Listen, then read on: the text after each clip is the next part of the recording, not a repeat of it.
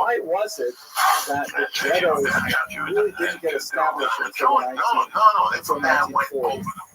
Why didn't you they really intended it from the beginning? First, okay? Why didn't Go you start scratch right at a away? body shop out down And 57th of the Arapahoe. why is the Jews were still I allowed forget to the guy's leave? name, And why is it that Hitler the actually dude set that up was running the two place was different in New York. repatriation I plans? detailed no One first on the as island well as of the shack. Madagascar, another one in 85 hours to for Poland, fucking. where it seemed like he was Guys, trying I to forget what it was. It was. transport Jews I started as working for opposed them. to murder them. It was 60 Why hours is a it week. that I the got mass 800 murder a only month. begins in 1941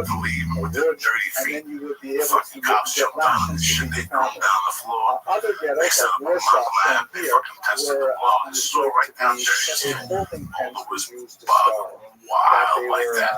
there Because everything went through fucking nutritionist Baltimore back places in where those youth days. were given, for example, All this the then daily you have ration the bus used in stop. the war. So again, it was Yeah, 150 Which the bus It's calories. still there. is It a was strip basically club. like They're sweet paid by the potato chips. church.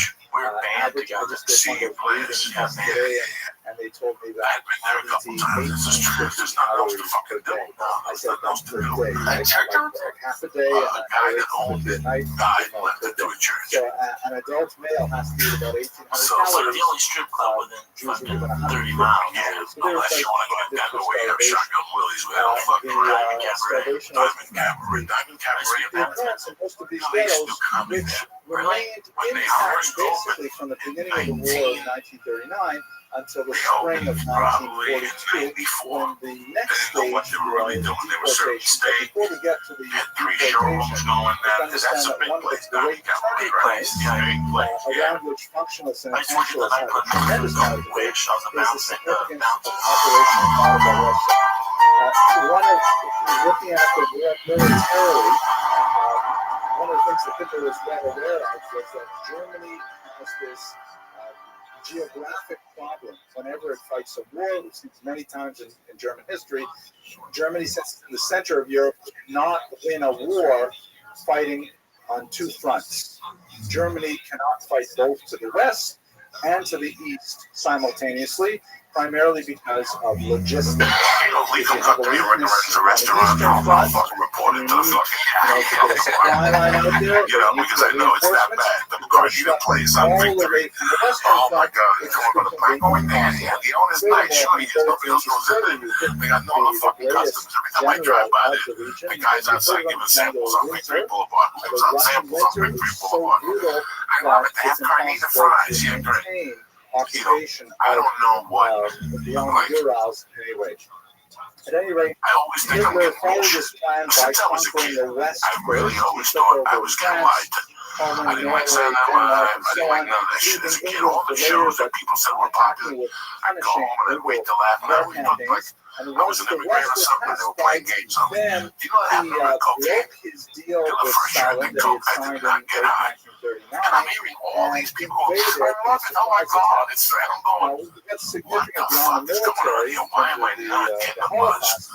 And remember that the war and the Holocaust are $50 two a pop separate to but snort related it. phenomena. Nothing happened. The Wehrmacht was I got trying to fucked up. advance the war The effort, first year I and at only the same snorted coke by time, Hitler was itself. trying to advance That the didn't second get war effort, high. that But then I against the started Jews. drinking with it. So I he started sent getting out fucked up.